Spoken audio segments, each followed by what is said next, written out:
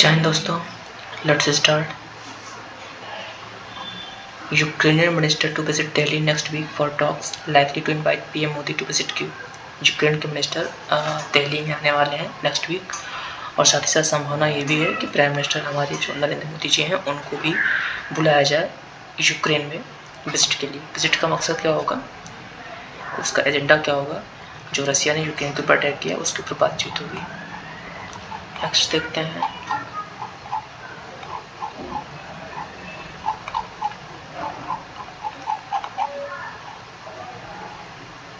NGT sets a panel to revisit clearance given to Great Nicobar Island project. NGT क्या होता है, ये environment से जुड़े हुए मुद्दे को सुनता है एज अ कोर्ट।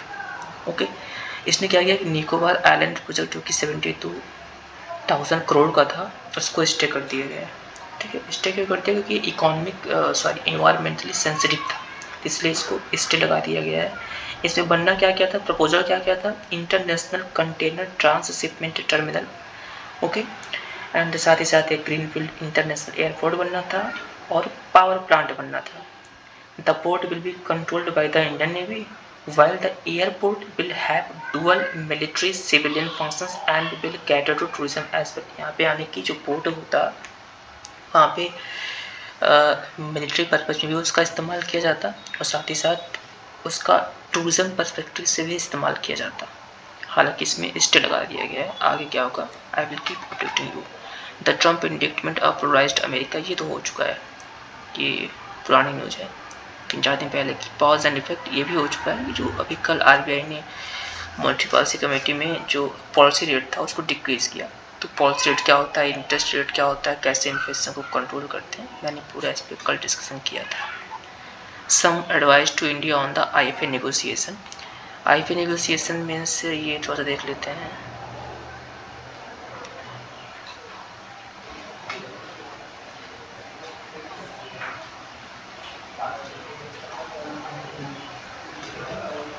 जूम कर रहा हूँ तो नीचे को भग रहा है भाई, चलो कोई नहीं।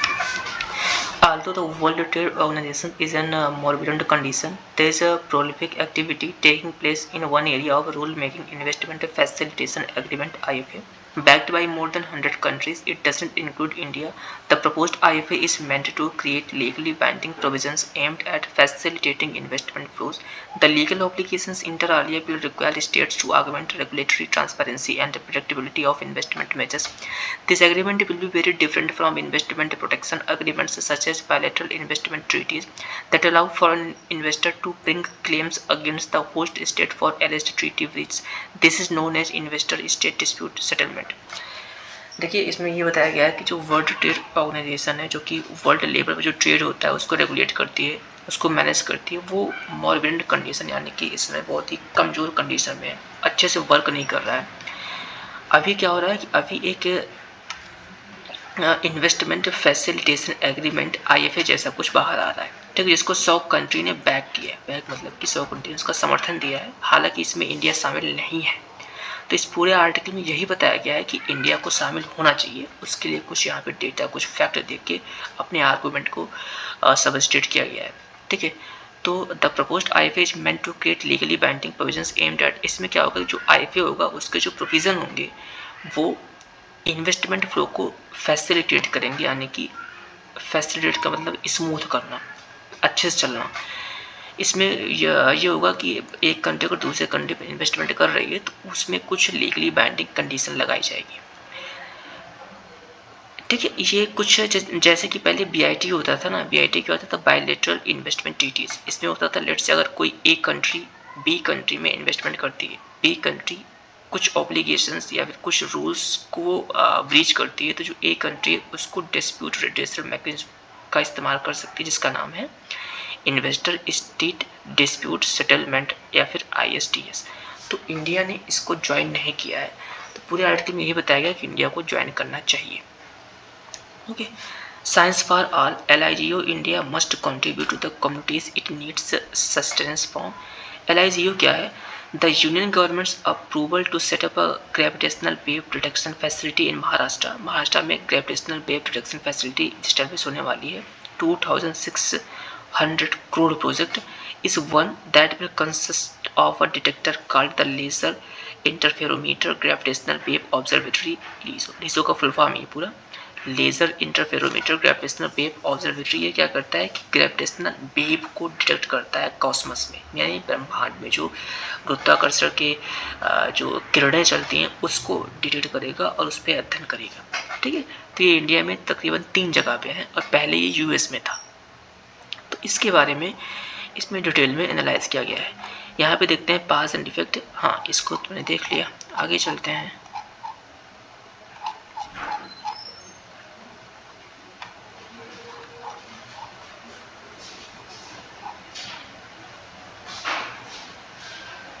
सब लोकल न्यूज है।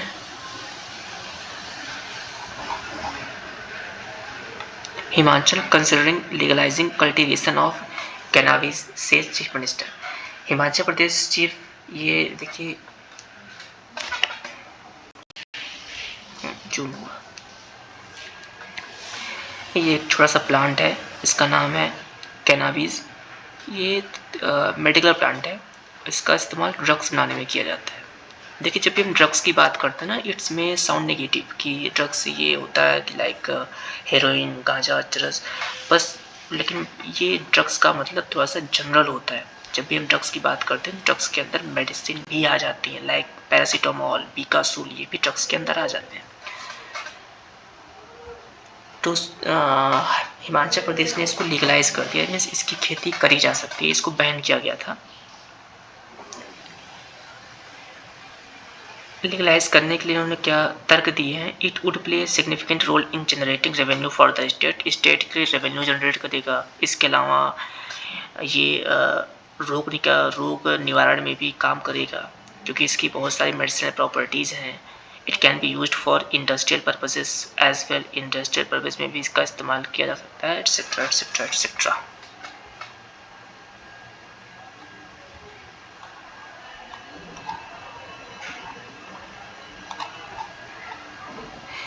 Common medical device face risk of malware attacks. ये थोड़ा सा ना देख लेते हैं। Common medical devices such as oximeters, hearing aids, glucometers and pacemakers can be turned into spyware and malware. जैसे कि मान लीजिए आप हियरिंग एड का इस्तेमाल कर रहे हो, तो वो मालवेयर के लिए प्रोन हो सकता है। मीन्स उसके जरिए आपको लाइक जैसे कि फ़ोन या आपके इलेक्ट्रॉनिक डिवाइस में होता है ना साइबर अटैक, तो इस तरह के मेडिकल डिवाइसेस में भी साइबर अटैक हो सकता है, ऐसा इसमें बताया गया है। तो अगर आप ऐसा इस्तेमाल कर रहे हैं तो बच के रहें।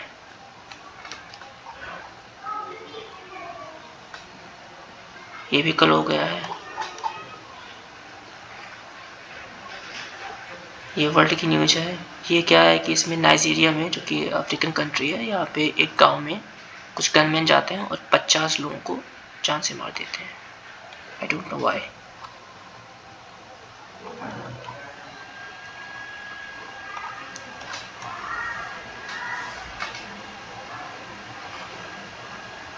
बस भाई, आज तो बहुत कम था। ठीक है, या कल का सेशन बहुत ही इंपॉर्टेंट होने वाला है, क्योंकि कल के न्यूज़पेपर में एक डेडिकेटली पेज प्रिंट होता है सिर्फ और सिर्फ साइंस और टेक के लिए, और एक पेज प्रिंट होता है प्रोफाइल के लिए। मीन्स जो एक्स्ट्रा ऑर्डिनरी पर्सनैलिटी होते हैं उनके बारे में कुछ बातें होती है। तो अगर वहाँ से कुछ इंपॉर्टेंट मुझे मिलेगा तो मैं उस पर डिस्कशन करूँगा। और तीसरा पेज होता है फैक्ट का। Fact means frequently asked questions. उसमें तकरीबन 3 आर्टिकल छपते हैं, जिसमें जो चीज़ें रिसेंट में न्यूज़ में रहती हैं उसको एनालाइज किया जाता है with the help of expert. तो मिलते हैं कल। Thank you, that's all.